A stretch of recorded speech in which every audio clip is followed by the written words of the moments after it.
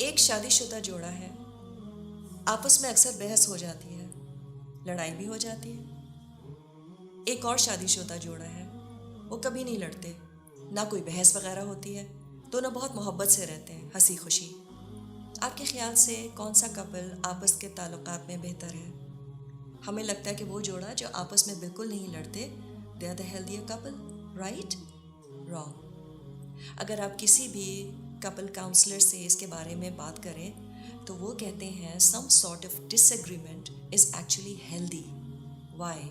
کیونکہ اس کا مطلب ہے کہ ابھی ان کے تعلقات میں جان موجود ہے، دیر is life in the relation شپ۔ تعلقات میں بگاڑ تب آتے ہیں جب وہ ایک دوسرے کا خیال کرنا چھوڑ دیں، that is the real problem. تو ساری زندگی چپ چاپ گزارنا، جہاں بس اپنی اپنی پیرلل زندگیاں گزرتی رہیں، دس از ناٹ ہیلدی۔ تو پہلی چیز، شوہر بیوی کا ایک پیج پر ہونا ضروری ہے، even if it is to know that the two of you disagree on some issue in life, at least we should know it will help you to choose your Beatles.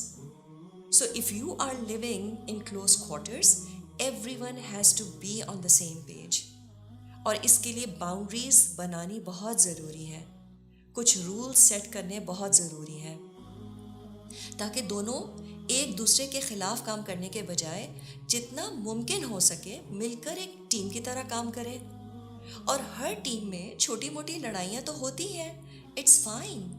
جب تک ہم ایک دوسرے سے اپنی خواہشات، اپنے goals share نہیں کریں گے، until then you will not be on the same page.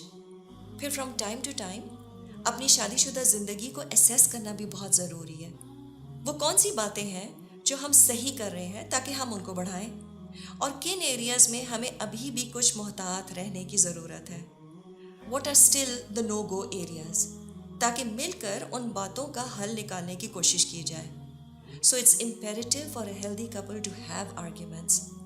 تو اصل چیز کچھ گراؤنڈ رولز بنانے ہیں، جب ہم آپس میں ڈس ایگری کریں تو اس کو ہینڈل کیسے کریں گے۔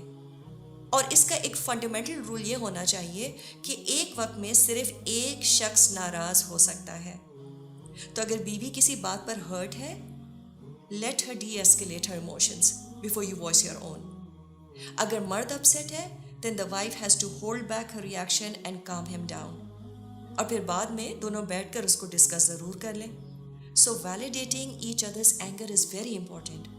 تو ہمیں اپنے آپ کو ایموشنلی ڈس انگیج کرنا سیکھنا پڑے گا جب دوسرا اپسیٹ ہو۔ لیکن اس کے ساتھ ساتھ وہ شخص جو غصے میں ہے، اس کی بھی یہاں ذمہ داری ہے کہ سنت کے مطابق تعوذ پڑھے، اعوذ باللہ من الشیطان الرجیم، کیونکہ غصہ شیطان کی طرف سے ہی ہوتا ہے۔ پھر فزیکلی اگر آپ کھڑے ہیں تو بیٹھ جائیں، بیٹھے ہیں تو لیٹ جائیں، دس از آلسو پارٹ آف سننا۔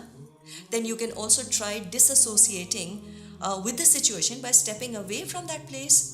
پھر وضو کر لینا، یہ نہ صرف انسان کو کول ڈاؤن کرتا ہے بلکہ سنت بھی ہے۔ اور پھر اس وقت انسان اللہ کا ذکر کر لے، بیٹھے ہوئے یا لیٹے ہوئے۔ But this needs to be done while engaging your mind in what you are reciting. سبحان اللہ، what does that mean؟ الحمدللہ، اللہ اکبر، لا الہ الا اللہ۔ ہو سکتا ہے کہ غصے کی وجہ سے آپ پہلے تیز تیز پڑھ رہے ہوں، لیکن پھر slow down in your ذکر، and this will naturally calm down all the emotions that are being riled up inside by شیطان or your نفس۔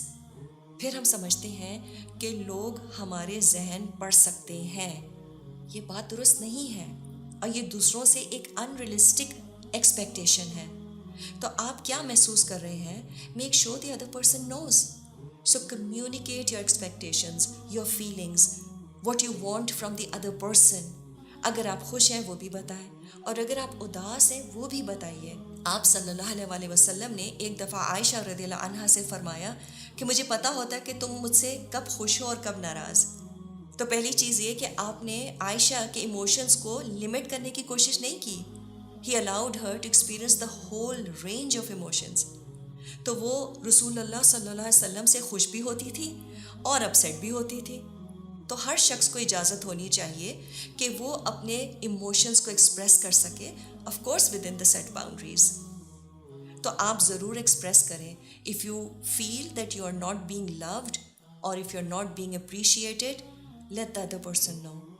پھر امام احمد بن حنبل نے فرمایا کہ اچھے اخلاق کا بہت بڑا حصہ دوسروں کی کمزوریوں کو نظر انداز کرنا ہے، اور اس کے بعد انہوں نے فرمایا بلکہ یہی کل اچھا اخلاق ہے.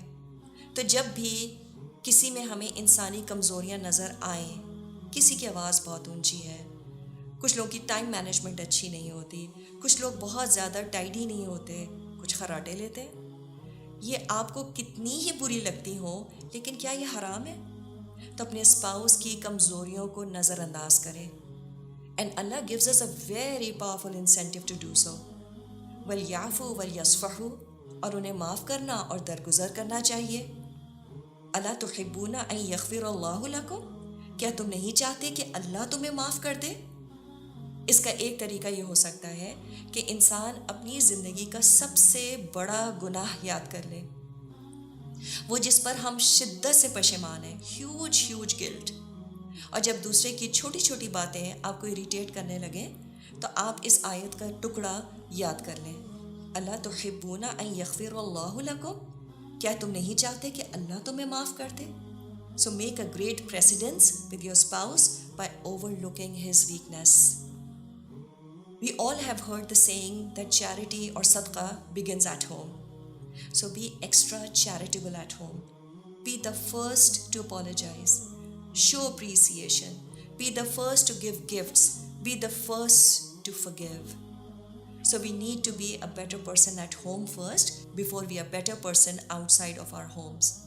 اور جب ہم یہ تمام باتیں ہولسٹکلی کر پاتے ہیں تب اللہ کے اذن سے اس تعلقات میں بہتری آتی چلی جاتی ہے. اللہ ہمارے آپس کے تعلقات بہتر کرے. And may Allah allow us to be from those couples who enter Jannah together. Allahumma Ameen.